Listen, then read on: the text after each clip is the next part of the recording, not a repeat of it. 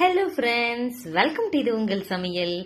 இன்னைக்கு இட்லி, தோசை, சப்பாத்தி, சாதம்னு எல்லாத்துக்கூடையும் சூப்பரான மேட்ச் ஆகுற மாதிரி ஒரு சூப்பரான சைட் டிஷ் தான் பார்க்க போறோம். சட்னி ரெசிபி தான், ஆனா டேஸ்ட் எல்லாத்துக்கூடையுமே பெர்ஃபெக்டா இருக்குங்க. அப்படி என்ன சீக்ரெட்டான ரெசிபி இது அப்படின்னு தானே பாக்குறீங்க? வாங்க வீடியோக்குள்ள போயிட்டு சட்டன் பாத்திரலாம். ஃபர்ஸ்ட் இதை எல்லாத்தையுமே நம்ம அரைக்க போறோம். அதுக்காக ஒரு மிக்சி ஜார் எடுத்துக்கலாம். அரைச்சிட்டு தான் செய்ய போறோம். இதனோட டேஸ்ட் வேற லெவல்ல ரொம்ப ரொம்ப டிஃப்ரெண்டா இருக்குங்க. அதுக்கு ஒரு 10 சின்ன வெங்காயம், இதே அளவுகளை நீங்களும் செஞ்சு பாருங்க, உங்களுக்கும் இதே மாதிரி டேஸ்ட் கிடைக்கும். அதுக்கப்புறம் 1/2 டீஸ்பூன் அளவு சீரகம். என்னடா அது சட்னியில சீரகம் சேர்க்கிறோம் அப்படின்னு பாக்காதீங்க, டேஸ்ட் ரொம்பவே நல்லா இருக்கும். அதுக்கு நான் கேரண்டி. சீரகம் சேர்த்ததுக்கு அப்புறம் உங்களுக்கு தேவையான அளவு, காரத்துக்கு தேவையான அளவு மிளகாய் வத்தல் சேர்த்துக்கலாம். நான் ஒரு 6 வத்தலை இந்த மாதிரி உடைச்சிட்டு சேர்த்திருக்கிறேன். சம்பா வத்தல் சொல்லுவோம் இல்லையா, அந்த. அதுக்கப்புறம் ஒரு மீடியம் சைஸ் பெரிய வெங்காயம் சேர்த்தாச்சு. என்னதான் சின்ன வெங்காயம் சேர்த்தாலும் பெரிய வெங்காயமும் சேர்க்கணுங்க. அதுக்கப்புறம் 2 தக்காளி, அதை நல்லா கட் பண்ணிட்டு அதையுமே சேர்த்துக்கலாம். இப்போ எல்லாத்தையும் சேர்த்துட்டு தண்ணியே சேர்க்காம நல்லா நைஸா அரைச்சுக்கணும். அரைச்சதுக்கு அப்புறம் தான் நம்ம மறுபடியும் இதை அடுப்புல வைக்க போறோம். பாருங்களேன், இந்த மாதிரி அரைச்சு எடுத்துக்கங்க. நல்லா நைஸா இருக்குது. இந்த இப்ப சாப்பிடுறதுக்கு பாக்குறதுக்கு ஸ்மெல் சாப்பிடுறதுக்கு எல்லாம் எப்படி இருக்கும் அப்படின்னு பார்த்தோம்னா ஒரு ரா ஸ்மெல் மாதிரி இருக்கும், பச்சை வாடை எடுக்கும். ஏன்னா வெங்காயம் தக்காளி எல்லாமே அப்படியே வறுக்காம போட்டிருக்கோம் இல்லையா, அதுக்காக தான் இப்ப நம்ம என்ன பண்ண போறோம்னா ஒரு பேன் எடுத்துட்டு எண்ணெய் கொஞ்சம் கூடுதலா சேர்த்துக்கணுங்க. ஒரு 3-4 டீஸ்பூன் எண்ணெய் நல்லெண்ணெய் சேர்த்துட்டு அதுல அப்படியே தாளிச்சு விட்டுறலாம். 1 டீஸ்பூன் அளவு கடுகு சேர்த்துக்கங்க. அப்புறம் உடைச்ச பருப்பு, தாளிக்கிற பருப்புன்னு சொல்லுவோம் இல்லையா, அது கொஞ்சமா ஒரு 1/2 டீஸ்பூன் சேர்த்துக்கங்க. நல்லா பொரிஞ்சதுக்கு அப்புறம் கருவேப்பிலை ஒரு கொத்து சேர்த்துக்கலாம்.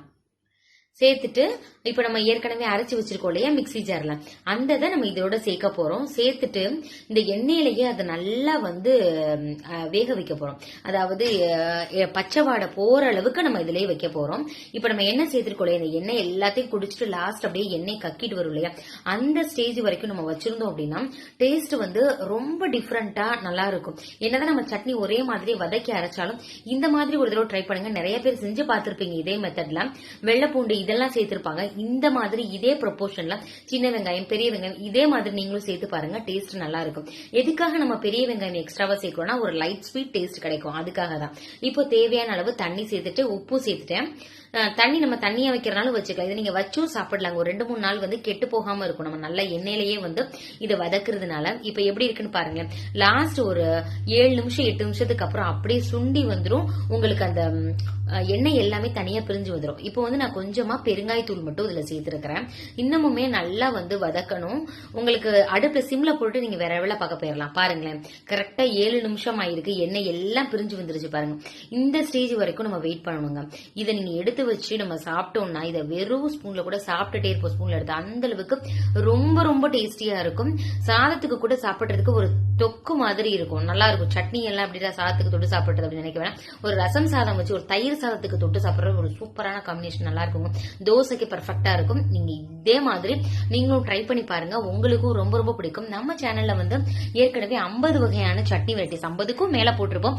உங்களுக்கு தேவைப்பட்ட பிளேலிஸ்ட்ல போறேன். இந்த எண்ட் ஸ்கிரீன் இந்த வீடியோட லாஸ்ட்ல போறேன். நல்லா சுண்டி வந்துருச்சு. இப்பதான் ஒரு பவுலுக்கு டிரான்ஸ்ஃபர் பண்ணிடலாம். நல்லா ஆறுனதுக்கு அப்புறம் நல்லா ஒரு கண்ணாடி பாத்திரத்திலயோ இல்ல எவர் சில்வர் பாத்திரத்திலயோ வச்சுட்டு நீங்க ஃப்ரிட்ஜ்ல வச்சீங்கன்னா நல்லா இருக்கும். வெளியே வச்சாலே ஒரு 2-3 நாள் வரைக்குமே நல்லா இருக்கும். நல்லா எண்ணெயில வதக்குனா மட்டும் தான் நல்லா இருக்கும், இல்லைன்னா சீக்கிரத்துல கெட்டு போயிருங்க.